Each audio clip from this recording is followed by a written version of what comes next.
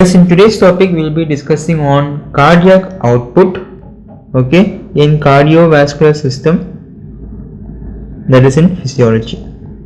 Fine. So when cardiac output is concerned, you have to concentrate on this topic much, because in 15 mark question they can ask you about the factors affecting the cardiac output as well as the measurement of cardiac output. Okay, you have to concentrate on this. Next, you have to concentrate on stalling forces. They may ask you in 5 mark question, and this topic is important for 1 mark question as well. Very simple questions will be given, and we will be discussing much on this. Now, let us start with this chapter. Fine. See how to define cardiac output. It is defined as the amount of blood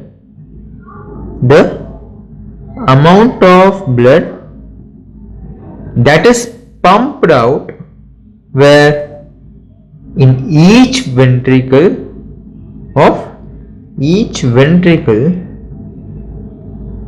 per minute. Very important, per minute. Fine. So what is the definition? The amount of blood pumped out of each ventricle per minute. Fine. Now this cardiac output is expressed in two forms. What are those forms? So first important thing is stroke volume, and the next important thing is heart rate or as minute volume. And because of this, the unit is liter or ml per minute. Very important. Fine. Okay. Next, what is the formula to calculate cardiac output? Very simple. We have discussed. What are two forms? Tell me. One is stroke volume, that is SV into heart rate, that is HR. Very simple. Put it in the box. This is the formula. A very important Viva question, that is the normal cardiac output is how much? That is 5 liter per minute. If you answer this question, the next question will be what is the average heart rate? Average heart rate, that is, that is 70 beats per minute. 70 beats per minute. What is the average stroke volume? Average stroke volume is about 70 to 80 ml per minute per beat. That is the stroke volume. Fine. Next, let us learn about we have seen about heart rate, right? This heart rate is controlled by whom? By sympathetic nervous system. Very simple. Heart rate is controlled by whom? Sympathetic nervous system. So in this sympathetic nervous system, when we are that is mainly norepinephrine, what will happen? There will be increase in the heart rate, and finally there will be increase in the cardiac output. Now you tell me, who will inhibit the heart rate? If stimulation is by sympathetic nervous system, then inhibition will be very good, that is parasympathetic nervous system. Now in parasympathetic nervous system, what happens? Who is coming into role? Mainly our acetylcholine. What will happen to acetylcholine? Yes, there will be decrease in the heart rate and there will be decrease in the cardiac output. This is the inhibition. Fine. If you understand this, let's go to what are the factors which affects cardiac output. What are the factors which affects the cardiac output? Very important. First important thing is our heart rate. You all know our heart rate. Very important. Listen, when the heart rate increases, then the cardiac output also increases. Any factor which changes heart rate, then there will be change in the cardiac output. This is very important, very important. This concept you have to know. If you understand this concept, next it is easy for you to understand the force of contraction of the heart. Listen carefully. When the force of contraction increases, then who is going to increase? Your stroke volume will increase. If stroke volume increases, yes, I can say there will be increase in the cardiac output. Very simple. Okay. Next, who is coming? Blood volume. Now, in blood volume, yes, if there is increase in the blood volume, then what will happen to cardiac output? Very good, it will be increasing. This you have to know. Fine. Now let us see about the next topic, that is stroke volume. What do you mean by stroke volume? Very important. What do you mean by stroke volume? Stroke volume is nothing but it is the volume, yes, it is the volume of blood pumped out of each ventricle, the volume of blood pumped out of each ventricle per beat, or you can call it as contraction. That is your stroke volume. The volume of blood pumped out by each ventricle, yes, it is similar to cardiac output, per beat or contraction. So we all know that when there is increase in stroke volume, what will happen to cardiac output? Yes, cardiac output also increases. But this stroke volume, it depends mainly upon what are the factors which affects the stroke volume. Remember it as cap. What is this cap? Yes, tell me. That is contractility after load and then preload. Fine. Let us discuss one by one. Now I want to discuss about preload. Okay. I'm talking about the regulation. What are the regulation of stroke volume I am talking about? Fine. That is the cap. Fine. Okay. Now I will be discussing about each one by one. That is, first one is preload. Fine. Okay. So preload means what? Okay, that is the volume of blood. Let me write here. The volume of blood which is given to ventricles. Very simple understanding. So what is the definition of preload?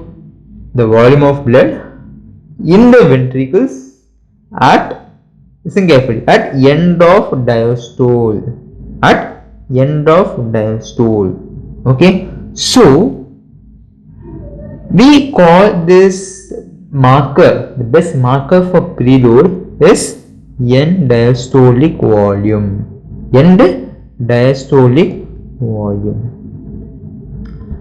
Which means when our stroke volume increases, then tell me, your end diastolic volume of preload will increase. Very important.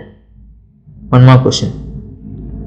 Fine. If you understand about preload, let us go on with afterload. Listen carefully. What do you mean by afterload? Afterload, which means, this is here, the load coming after ventricles. Where? Tell me where? In aorta. Which means there is pressure in the aorta. Pressure in the aorta.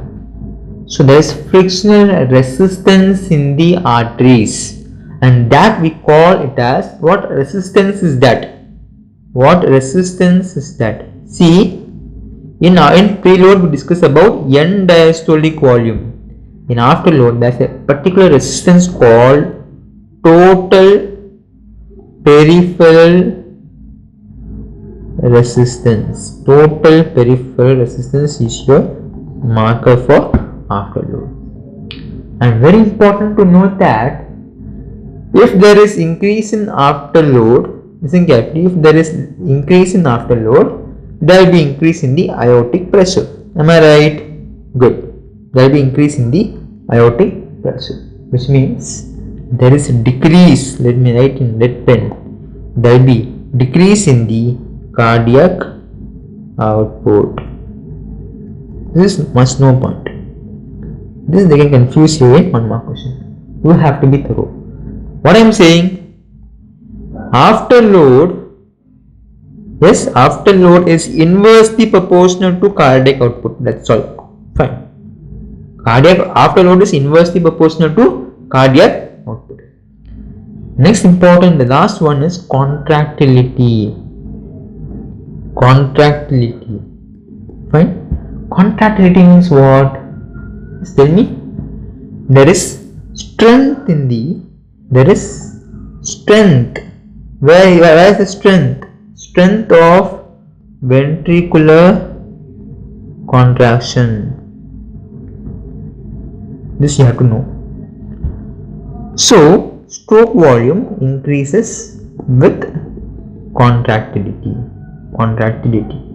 This point you have to know. Now, as far as contractility is concerned, the marker for the contractility is ejection. Yes, ejection fraction. What is this ejection fraction? We call it as EF. Okay, let us know the definition of it. Ejection fraction, it is the percentage. It is the percentage of end diastolic volume that is ejected. That is ejected per cardiac cycle. Per cardiac cycle. Understand? Okay. The percentage of EDV, end diastolic volume, that is ejected per cardiac cycle. Very important. Okay. Fine. So, if there is a decrease in the ejection fraction, yes, there will be heart failure. Okay, that much important. This ejection fraction is, because contractility means what? What we have discussed in conduction system, that is the action potential of the heart ionotrophy. Yes or no? Contraction. If contraction, that is the ejection fraction is decreased, that will lead to heart failure. Fine. Okay. Next.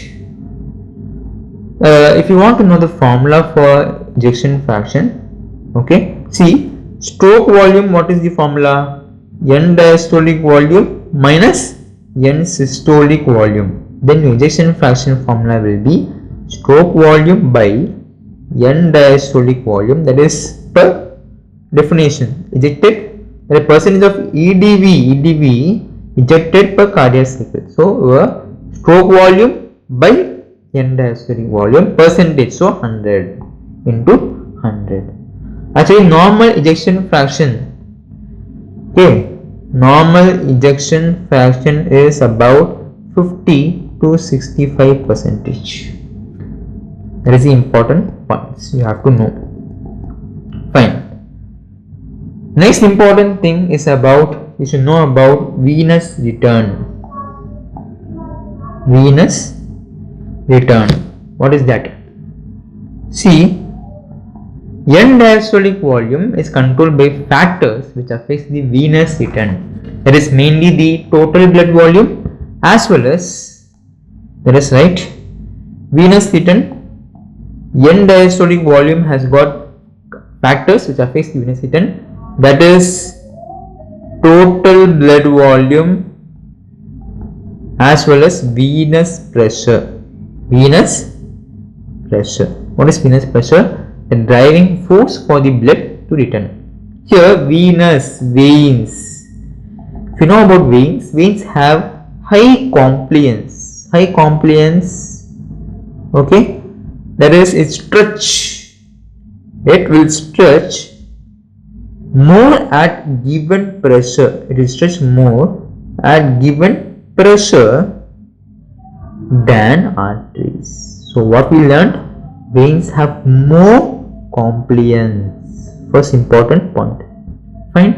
So veins have thinner walls, thin wall than the arteries. Understand? So they have got high compliance as well as, listen this point also, it has got capacitance vessels. Capacitance vessels. Who has got capacitance vessels? Mainly the veins. That is 2/3 of total blood volume is where in veins. This you have to know. Okay. So only they hold more blood than arteries and maintains low pressure. This you have to know. Okay. Fine. Next, what I want to know is about measurement. Let us learn about measurement of cardiac output. Okay. So measurement, when we think about, first important thing that must come to your mind is about Fick's principle. First important thing when we talk about the measurement of cardiac output is Fick's principle. What is this Fick's principle? If you see in simpler words, the O2 consumption is equal to the arteriovenous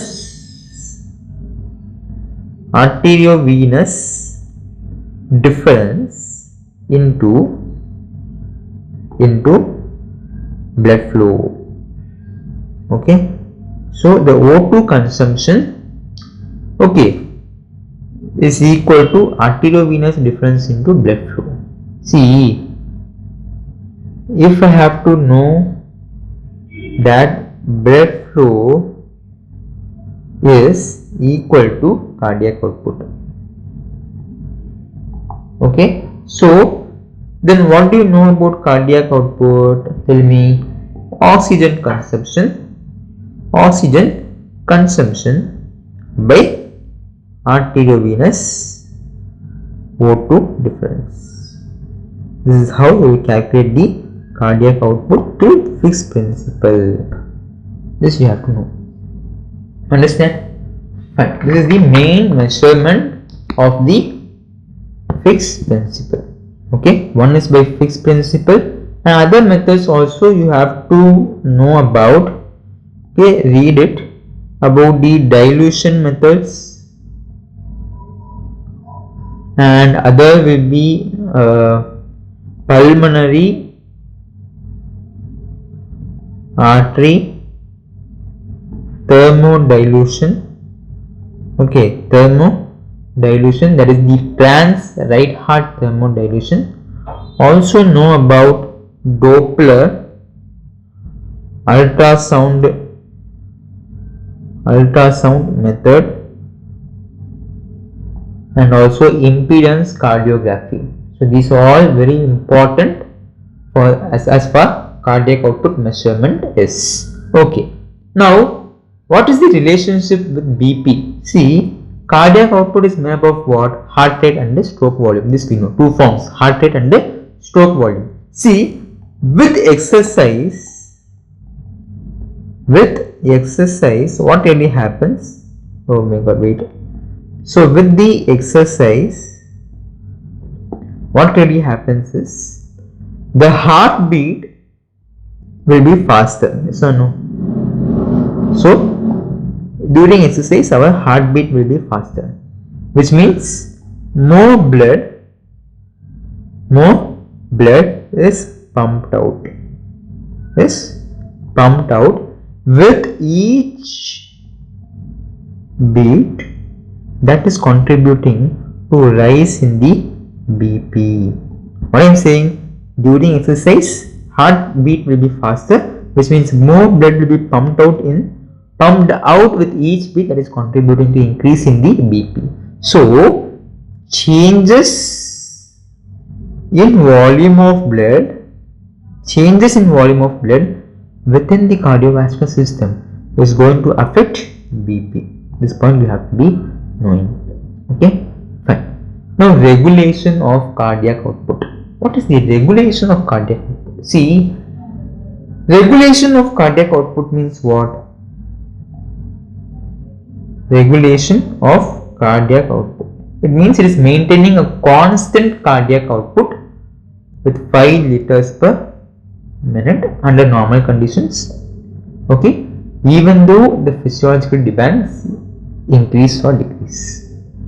So it has to be regulated to have the optimum cardiovascular efficiency.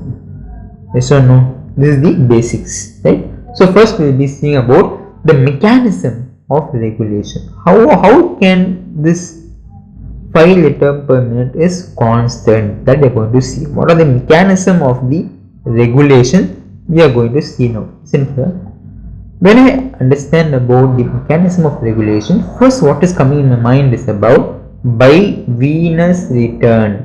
Bivenous return. Listen carefully. The force of contraction of muscle fiber is proportional to the initial length. That is called as Starling law of muscle contraction. Very important. I am talking about the contractility that is given by Franz Starling. Okay, listen carefully. The force of contraction of the muscle fiber is proportional to the initial length. Force of contraction of the muscle fiber is proportional to the initial length. That we call it as Starling's law of muscle contraction. Okay, so how do you define the Franz Starling law? Is within physiological limits, very important, within the physiological limits, okay, that is the heart pumps all the blood that returns by the way of veins. Yes or no? The heart pumps all the blood that returns by the way of veins. How that happens? See, when there is increase in venous return, the cardiac muscle, yes or no, the cardiac muscle, due to the contraction, the cardiac muscle will stretch,